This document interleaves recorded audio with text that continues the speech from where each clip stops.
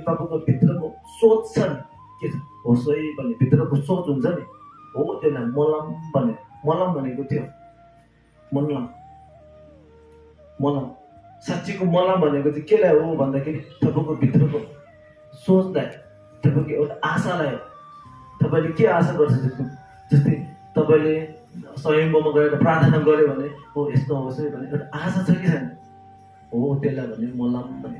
त्यो बेलाको मलम खास त्यो मुखले मात्र ए भनेर हुँदैन भनेको मतलब बुझ्नुभयो त? मतलब बुझ्नु हुनुपर्छ।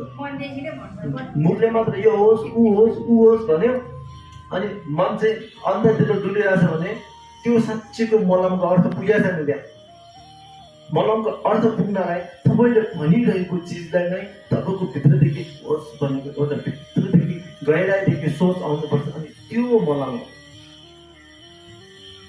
भन्ने नै मलम हो भने, मुखले भन्ने मात्र मलम हो भने लाटाहरूले मलम गर्न आउँदैन?